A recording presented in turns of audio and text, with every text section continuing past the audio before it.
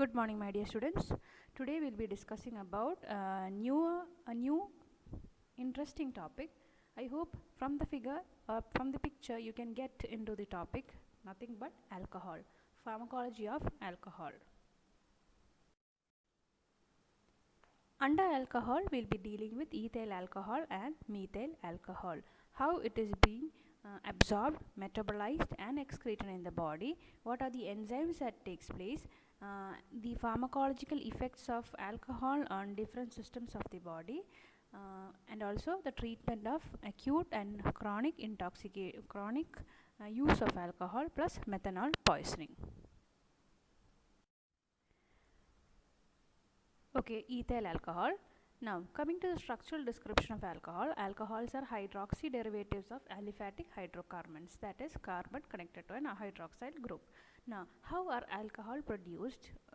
How are they manufactured or produced? It is usually by fermentation of sugars. The major source for commercial alcohol is nothing but molasses, which is a byproduct of sugar industry. Coming to alcoholic beverages, there are three types. First one, malted liquors, wine. Second one, wines, and third one, spirits. Now, under malted liquors, they are obtained by the fermentation of germinating cereals, and the alcohol content in them is about only 3 to 6. Especially, for example, it is the beers which are malted liquors. Then coming to wines, wines are nothing but fermentation of natural sugars in the presence of fruits such as grapes or any other fruits. This is usually prepared at home also. Many people do prepare wines at home. The wines are then divided into three types. It can be light wines, effervescent wines and fortified wines. In light wines, the alcohol content is about 9 to 12%. The effervescent, it is about 12 to 16%. Example, there was champagne. And fortified wines, the alcohol content is about 16 to 22%. Example is port and sherry. I have no idea about what is port and sherry. Coming to the third type of alcoholic beverage where alcohol is present is spirit. Spirits are distilled after fermentation of sugar. Now, spirits are produced produced after distillation. After these fermentation, okay, the alcohol content is about 40 to 55%. This is the most commonly used or most common advertisements where it goes on with rum, whiskey, brandy, and the all favorite vodka. Okay, these are the different types to show you the content of alcohol in each types. Okay, this is not for your knowledge to know what are the liquors available. Okay. Coming to the topic alcohol. Now, what does alcohol do on the brain?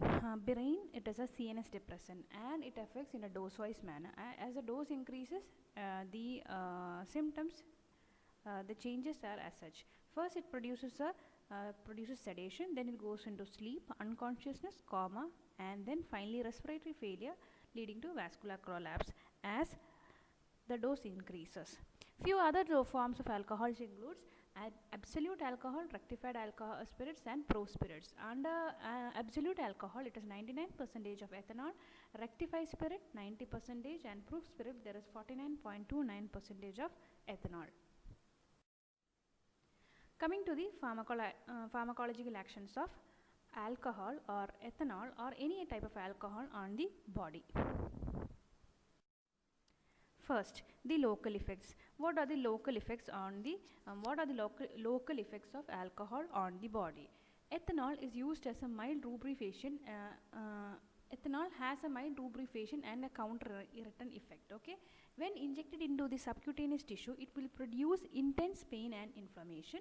When it is injected around a nerve, it will produce permanent damage to the nerve. And also, alcohol is used as an astringent. Also, it helps in breaking or precipitating the bacterial protein. So it is used as an antiseptic. Antiseptic, that is, it is rubbed before any injection. The area to be injected is rubbed with a form of alcohol so that it can kill the small bacteria present over there. This is effective if the content of alcohol is about 70 to 90%.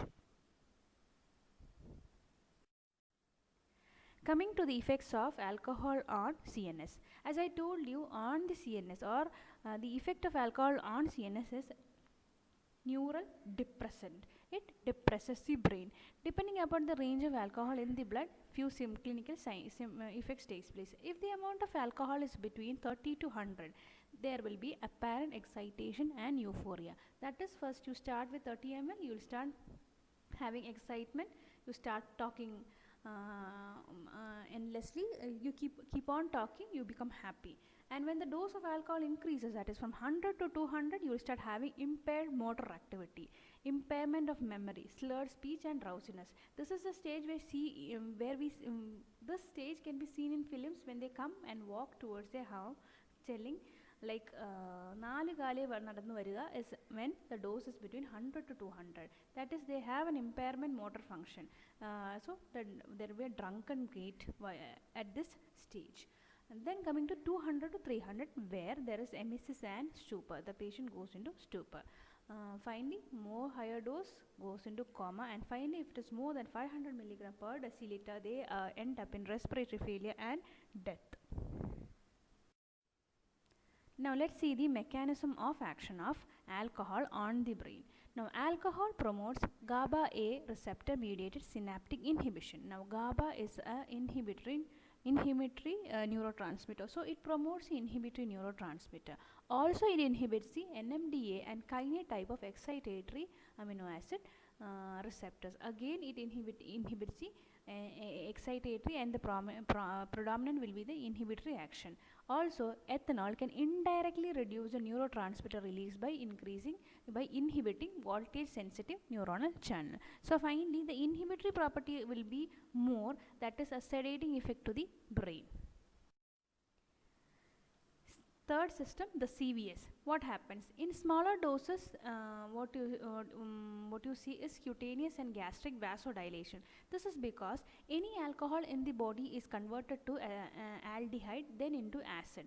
These aldehydes have an effect of vasodilation. So in smaller doses, vasodilation, the skin will become warm and flushed, plus BP is not affected at a smaller dose. While at a larger doses, there will be myocardial as well as vasomotor depression, leading to fall in BP. This is CVS. There is fall in BP and vasomotor depression. In the blood, what will happen is you will see megaloblastic anemia. This is because these aldehyde will come and bind to folic acid, leading to folate deficiency, finally leading to megaloblastic anemia, which is seen in chronic alcoholism. Coming to body temperature, as I told you, since there is vasodilatory property, there is a sense of warmth due to cutaneous and gastric vasodilatation. In respiratory system, these alcoholic beverages act as a respiratory stimulant in collapse by irritating the buccal and pharyngeal mucosa. In the GIT, as you see, as you know, at a higher concentration it will inhibit gastric secretion, causing vomiting, mucus congestion and gastritis. This is otherwise known as valu vekka. Kudichu kazhinjittu valu vekkuna is due to this. Because it inhibits gastric secretion, it leads to vomiting, mucosal congestion and gastritis. Also there is a decrease lower esophageal sphincter tone. Bowel movements also will be altered in either direction, either constipation or loose stools. Coming to the skeletal muscles. Skeletal muscle will have fatigue, weakness or myopathy is seen mostly in chronic alcoholism. So these are the different systems. The liver. Coming to the liver, which is the most target organ for alcohol. What happens is alcohol is metabolized in the liver, and it is converted to acetaldehyde and acid. So if it is ethanol, it is converted to alcohol. Alcohol acetaldehyde or ethanol acetaldehyde to acetic acid. This acetaldehyde uses the antioxidants present in the body, plus it also increases apoptosis and also increases inflammation. Finally what happens is there is increased inflammation and damage to the hepatocytes, which will lead to alcohol liver cirrhosis. Also, by alcohol metabolism, acetaldehyde gets accumulated, which will lead to the which leads to the damages of the function of the liver. And also, regular intake of alcohol will induce microsomal enzyme present in the liver. Finally, you should understand one thing, that is alcohol metabolism takes place in the liver. Liver gets damaged as a result, leading to cirrhosis of liver. In the kidney, it has antidiuretic effects. Diuresis is often seen after alcohol effect. This is due to the inhibition of ADH secretion. In endocrine system, alcohol increases adrenaline release, which causes hyperglycemia. Acute intoxication is often associated with hypoglycemia and depletion of hepatic glycogen, because glyconeogenesis will be inhibited and glucose must be given. In acute intoxication, you should understand, in acute chronic people there is increased in sugar, but when there is acute intoxication, when one sitting le thanne korre kudikka, intoxication will lead to hypoglycemia. So sugar can either increase or decrease, or acute intoxication, hypoglycemia, and if it goes into chronic, they might have hyperglycemia. Coming to the pharmacokinetics, first one, absorption. Absorption is rapidly from the intestine. It can be rapidly absorbed. Like you feel the kick. That is, within 15 minutes you feel the kick. So you can understand, within 15 to 30 minutes it is attained in the blood level, or peaks within 30 minutes after ingestion. And it is distributed widely in all the parts of the body. It can cross placenta, it can cross blood-brain barrier, and the concentration in the brain will be equal to that of concentration in the placenta. Blood. Blood is equal to brain, the concentration. Now, in the right hand side, the picture shows the metabolism. Ethyl alcohol is converted to acetaldehyde, as I told you, by an enzyme known as alcohol dehydrogenase. Acetaldehyde is converted to acetate or acetic acid, that is by aldehyde dehydrogenase, and finally acetic acid or acetate is converted to carbon dioxide and water. This is how metabolism of any alcohol that takes place in the body. If it is methyl alcohol will be converted to formaldehyde to formic acid, and formic acid to carbon dioxide and water. So this is the basic step in metabolism of alcohol in the body with the help of two enzymes. One is alcohol dehydrogenase, the other one is aldehyde dehydrogenase. First, alcohol is converted to aldehyde, then it is converted to acetate or acid, okay, acetic acid, okay. Now, as I told you, metabolism will take place in the liver to an extent of 98%, and and alcohol will follow a zero order kinetics, that is a constant rate per hour. Excretion is usually through kidney plus the lungs. Since it takes place through the lungs, that is why those who goes for drunken driving is caught by the police through the breath analyzer. Since few amounts of, that is concentration in exhaled air is about 0.005% of blood concentration. So this can be easily detected by the breath analyzer and is utilized for medico-legal determination of drunken state. Coming to contraindications. The first one is peptic ulcer or hyperacidity. As I told you, there will be inhibition of the gaseous secretion. As a result, either you can go into peptic ulcer or hyperacidity, and also this is why alcohol is considered as one of the most common cause for gastritis, alcoholic gastritis. In epilepsy, do not have alcohol. Those who have seizures or epilepsy do not have alcohol, because seizures are precipitated with alcohols. Those who have severe liver diseases, those damaged liver, further damage to the liver and may lead to the death of the person. And also finally, pregnant women. Even moderate drinking can cause fetal hydantoin syndrome, resulting in intrauterine growth retardation, low IQ, facial and other abnormalities. So these are the contraindications. Contraindicated peptic ulcer in epilepsy, severe liver diseases and pregnant women. Coming to the adverse effects. Moderate drinking, nausea, vomiting, flushing, hangover and traffic accident. That is sadharna കാണുന്നത്. Moderately വെള്ളമടിക്കുന്നവർക്കുള്ളത്. Next day you start vomiting, have nausea and vomiting, flushing, a bit of hangover of the previous day, and finally if you drive you will have traffic accidents. But acute alcoholic intoxication, that is ഒറ്റയിരിപ്പിൽ കുറേ കുടിക്കുക. acute alcoholic intoxication that will lead to hypotension, gastritis, hypoglycemia if the dose increases, respiratory depression, coma, and death. Now this is a question for you in the exam. What is the treatment for acute alcoholic intoxication or ethanol intoxication? First one, nothing but gastric lavage. Gastric lavage if they are brought into the hospital within 2 to 3 hours of intoxication. കുടിച്ചു കഴിഞ്ഞ് 3-4 മണിക്കൂറിനുള്ളിൽ കൊണ്ടുവന്നാൽ we can help with gastric lavage. Correct hypoglycemia by glucose infusion. We should give a glucose infusion with 100 milligram of thiamine. This is because some people there is thiamine deficiency in alcoholic people. Aldehyde will come and bind to thiamine, leading to the deficiency in thiamine, and this thiamine is required for the glucose metabolism. So only in the presence of thiamine, glucose should be infused in patients with acute alcoholic intoxication. Coming to chronic alcoholism.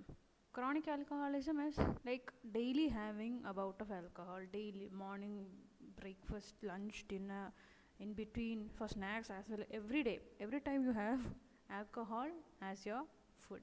So this is because of physical dependence that leads to the person to have alcohol daily at any time of the day.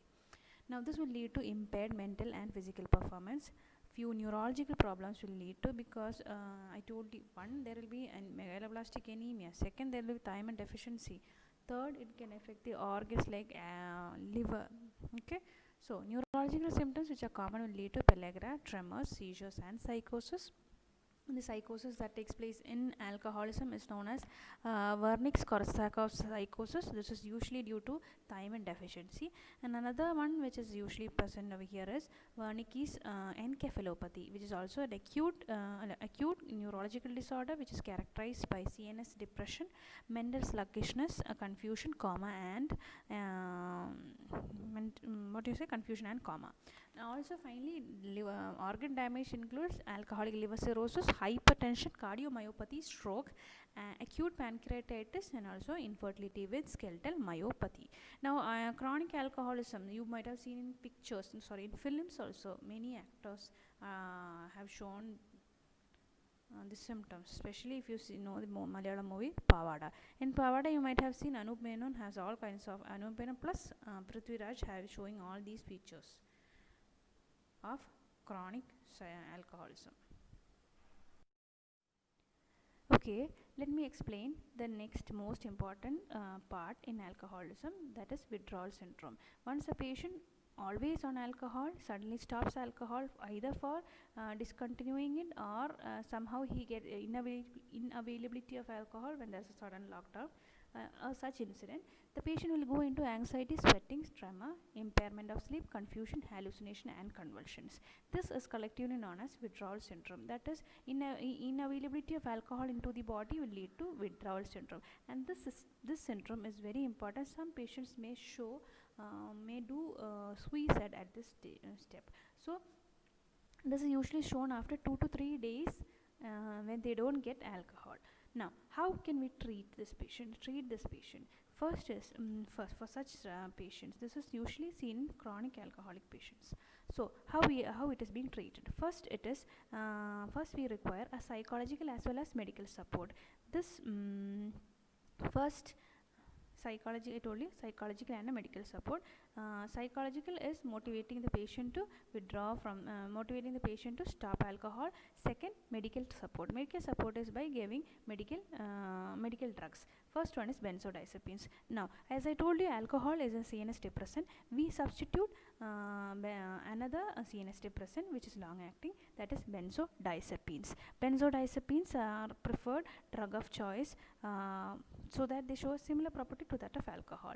Second we do is nothing but is naltrexone. This is an opioid receptor antagonist. Now this prevents craving and also prevents inhibits the pleasurable activity of the brain. So if they have alcohol, the patient on naltrexone, when they have alcohol, will not get the pleasurable activity as they used to get it before.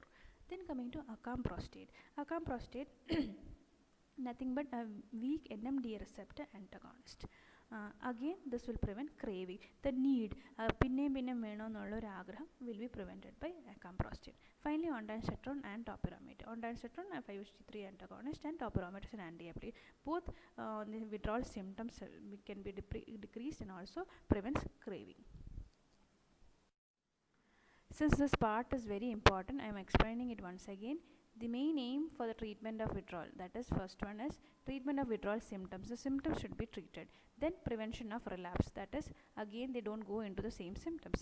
So first one I told you, substituting a long active sedative hypnotics, that is a long active CNS depressant. Drug of choice is long acting benzodiazepine, chlordiazepoxide or diazepam. Then coming to the management of withdrawal symptoms, which includes irritability, insomnia, agitation, we go with clonidine, which I didn't explain earlier. Clonidine will inhibit the sympathetic norepinephrine release. Another drug is propranolol, which will inhibit the exaggerated sympathetic activity, that tremor, anxiety, etc. Then coming to the second drug, which before I explained, was naltrexone, which is an opioid antagonist, which will reduce the psychiatric craving. Then I told about the acamprostate, which is a weak NMDA receptor blocker and GABA activator, which will also help in reducing the craving property and also used in the maintenance therapy of alcohol abstinence. Others, which includes topiramate and ondansetron. This will also decrease craving. The one foremost drug which is very important here is disulfiram or antabuse, which is used in patients with psychological dependence who are motivated to quit alcohol. They completely those people who will sternly say they're completely ready to quit alcohol, but they are contraindicated physically dependent patients. Okay, now what and how disulfiram act will be explained in my next slide. Okay, so the group of drugs that are used in the treatment of withdrawal symptom, first I told you long acting benzodiazepines. Second, the symptoms decreasing by clonidine and propranolol. Third, I told you our acamprostate and naltrexone, topiramate, and finally disulfiram. Okay, as I told you, coming to disulfiram. What is disulfiram? Disulfiram is nothing but aldehyde dehydrogenase inhibitors. Aldehyde dehydrogenase is an enzyme which will convert the acetaldehyde formed from the alcohol to acetic acid. Now, this drug, since it inhibits the dehydrogenase, leading to accumulation of acetaldehyde, will lead to symptoms like flushing, burning sensation, throbbing headache, perspiration, uneasiness, tightness in chest, and vomiting, plus mental confusion. So what will happen if a patient will have alcohol along with disulfiram? They will experience flushing and burning sensation. These symptoms will what do you say, അതായത് ഇവർ ഈ disulfiram കഴിക്കുന്ന ഒരു patient alcohol കഴിച്ചാൽ due to the accumulation of acetaldehyde in the body, these symptoms overacts, that is flushing and burning sensation, and the previous pleasurable activity will not be seen and the patient himself stops drinking. This is what happens. So disulfiram will help in stopping is used in aversion therapy to helps the patient to stop taking alcohol. So disulfiram has also been used in chronic alcoholics who are well motivated and sincerely desire to leave the habit. Now here one precaution should be taken, because ഒരു പ്രാവശ്യം കുടിച്ചു എന്ന് പറഞ്ഞാൽ flushing, burning sensation, they try to stop. Even some patients are there who will overcome all these symptoms and go into more alcoholism. Such patients will lead to respiratory collapse and finally death, with circulatory collapse, and finally lead to death also. So this drug should be given only in patients who are correctly and clearly motivated that they will not drink hereafter. Side effects of disulfiram includes rashes, metallic taste, nervousness, abdominal upset, etc. These two are the two names of disulfiram that are available in the market. Now, what are the clinical uses of alcohol? It is used as an antiseptic, lubrication, and a counter irritant for sprains and joint pains. It can be used as an appetite stimulant and carminative, where 30 to 50 ml of 7 to 10% of alcohol may be taken as beverages and in tinctures, and also to treat methanol poisoning. This is just a piece of advice. Safest amount of alcohol at any age is 0.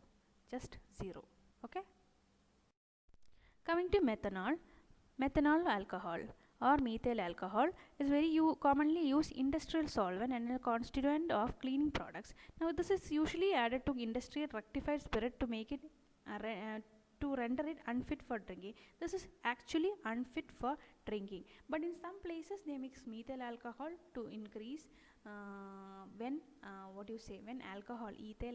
ethyl alcohol is not available.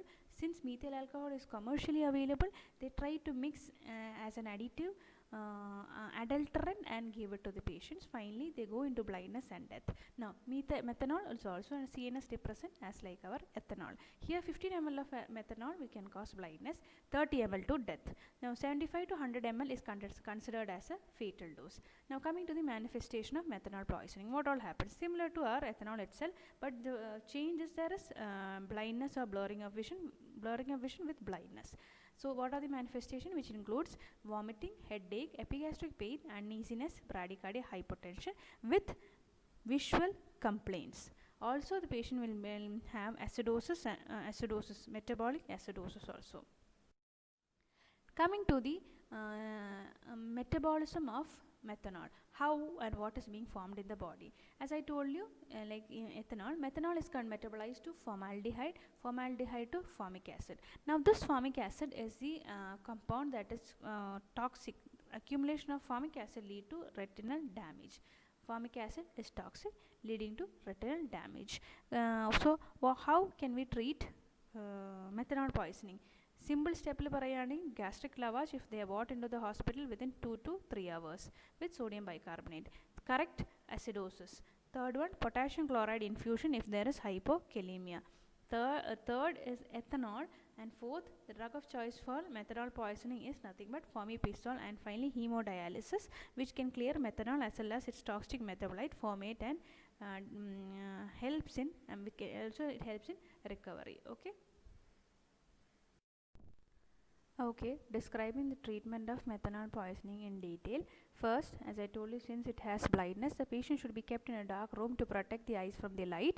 Then we should maintain ABC, that is airway, breathing and circulation. Third, we should go into gastric lavage, that if the patient is brought within 2 to 3 hours, endotracheal tube intubation and cleaning of the stomach should be done. Then IV sodium bicarbonate to correct acidosis, metabolic acidosis. Then ethanol, as I told you, ethanol should be given IV. Here what happens is, for metabolism, methanol will compete each other, and ethanol will take over the metabolism and methanol will be excreted out through the kidney unchanged. Hemodialysis, which also helps in the excretion of methanol and its toxic metabolites. Finally formipizole, which is the drug of choice for methanol poisoning.